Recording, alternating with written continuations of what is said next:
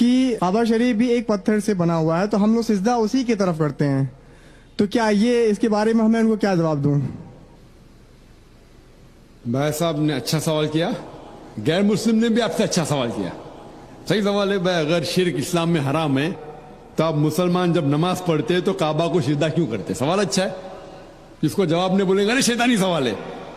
تو اگر ہم پوچھیں گے بھائی کیوں یہ غلط ہے اسلام میں، جواب نہیں پتا ہے تو لوگ بولیں گے شیطانی سوال ہے. سوال تو بھائی صحیح سوال ہے میرے حساب سے. اور یہ سارے سوالوں کا جواب آپ اگر ویب سائٹ پہ جائیں گے irf.in میں، عام سوال ہے، کوئی نیا سوال نہیں میرے لیے، عام سوال ہے. اس کا جواب یہ ہے کہ کوئی بھی مسلمان کعبہ کی عبادت نہیں کرتا. کعبہ ہمارے لیے قبلہ ہے، دشا ہے، ایک ڈائریکشن ہے. ہم مسلمان ہم یکسانیت میں مانتے ہیں، کانگریگیشن میں مانتے ہیں. مثال کے طور پہ اگر ہمیں یہاں نماز پڑھنا ہے تو کوئی شخص کہے گا کہ پورب کی طرف دیکھو، کوئی کہے گا پشچم کی طرف، کوئی کہے گا ساؤتھ، کوئی نارتھ، کوئی ایسٹ، کوئی ویسٹ، کس طرف ہم دیکھیں. تو اللہ تعالیٰ فرماتے ہیں سورہ بقرہ میں جہاں بھی آپ ہے کعبہ کی طرف دیکھ کے نماز پڑھو.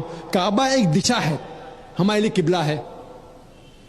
اور جب سب سے پہلے ساری دنیا کا نقشہ جو جغرافی ورلڈ میپ بنائی وہ مسلمانوں نے، الادریسی نے 1154 میں 1154 میں. اور جب مسلمان جغرافی ورلڈ میپ بناتے تھے تو ساؤتھ پول اوپر تھا اور نارتھ پول نیچے تھا اور کعبہ بیچ میں تھا. یہ ویسٹرنرز انگریز لوگ آئے اور میپ کو الٹا کیا، نارتھ پول اوپر ساؤتھ پول نیچے، بٹ پھر بھی الحمدللہ کعبہ سینٹر میں ہی ہے، بیچ میں ہی ہے. تو دنیا کے کوئی بھی حصے میں آپ ہے کعبہ کی طرف دیکھ کے آپ نماز پڑھو.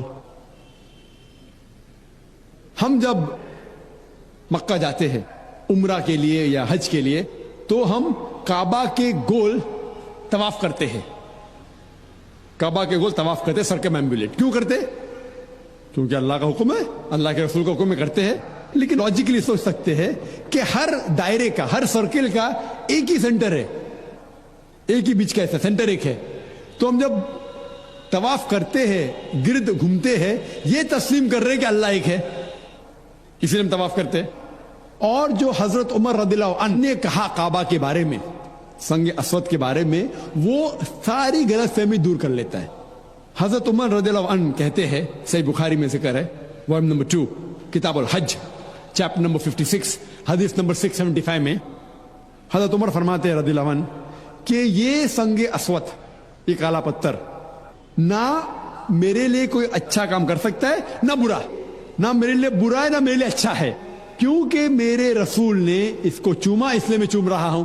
نہیں تو یہ کالا پتھر نہ میرے لیے کوئی بھلائی کر سکتا ہے نہ برائی کر سکتا ہے.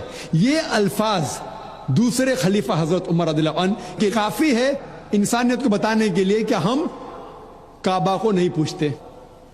اور ایک تو نقطہ ہم غیر مسلم سے کہہ سکتے ہیں، اور جو میں اکثر کہتا ہوں، کہ محمد صلی اللہ علیہ وسلم کے دور میں کئی صحابہ کعبہ پہ کھڑے ہو کے اذان دیتے تھے.